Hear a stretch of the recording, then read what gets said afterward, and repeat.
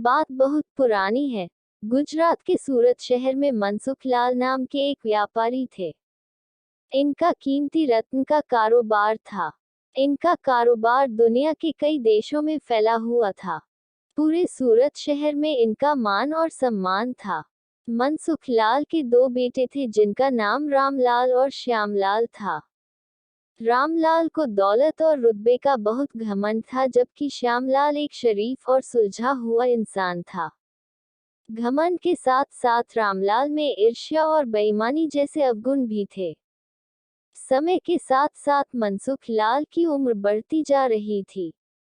ऐसे में उनके दोनों बेटों ने कारोबार में पिता का अधिक से अधिक हाथ बटाना शुरू कर दिया था। कुछ समय के पश्चात मनसुख लाल चल बसे और कारोबार का पूरा भार रामलाल और श्यामलाल के कंधों पर आ गया। बड़ा भाई होने के नाते रामलाल ने व्यापारिक फैसलों में अपनी मर्जी की चलानी शुरू कर दी। रामलाल बेईमानी और मक्कारी भरे फैसले लेने लगा। असली रत्न के नाम पर वह नकली रत्न का व्यापार करने लगा, जिससे उसका मुनाफा बढ़ने लगा। इस मुनाफे से उसका बाकी बचा चरित्र भी काला हो गया। दौलत के घमंड में वह परिवार में उन्मादी जैसा व्यवहार करने लगा। दूसरी तरफ शरीफ और सुलझे हुए श्यामलाल को शुरू में रामलाल की बेईमानी का इल्म तो नहीं हुआ, परंतु जब उसने उसके व्यवहार में परिवर्तन देखा तो पूरे माजरे को समझने में उसे ज्यादा देर नहीं लगी। रामलाल की करतूतों से श्यामलाल को बड़ा डैक हुआ। उसने रामलाल को समझाने और सही रास्ते पर लाने की कोशिश भी की, परंतु वह नाकाम रहा।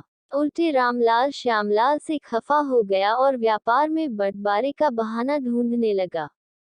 बंटवारे में भी उसने बेईमानी की साजिश रची, घर में कलह का माहौल पैदा किया।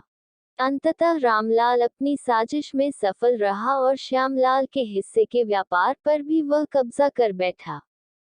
रामलाल के व्यवहार से दुखी होकर श्यामलाल ने शहर में दूसरी जगह अपना ठिकाना बनाया और रत्न के अपने व्यापार को नए सिरे से शुरू किया।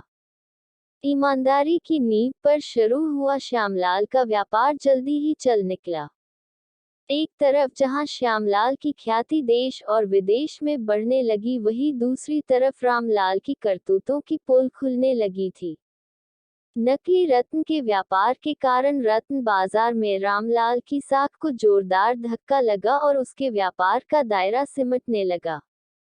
अंततः नौबत यहाँ तक आ गई कि बाहर क्या, अपने शहर का भी कोई व्यापारी रामलाल का नाम लेने से भी तौबा करने लगा।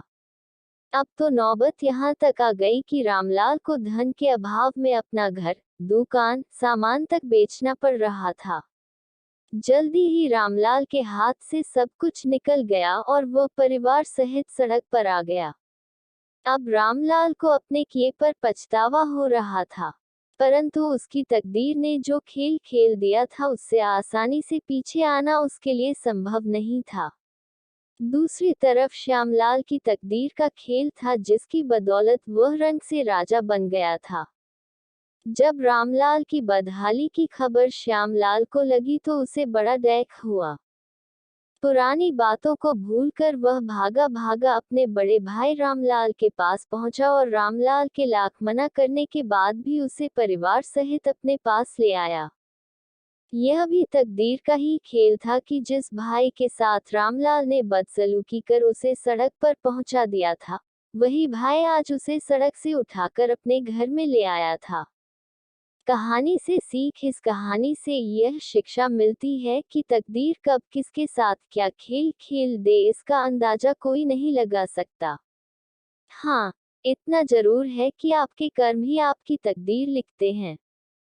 जिस तरह रामलाल और श्यामलाल के कर्मों के आधार पर तकदीर ने उसके साथ खेल खेला था, इसी तरह अच्छे कर्म करते रहना चाहिए। क्या पता कल तकदीर आपके साथ क्या खेल खेल जाए। इसलिए कहते तकदीर का खेल निराला है।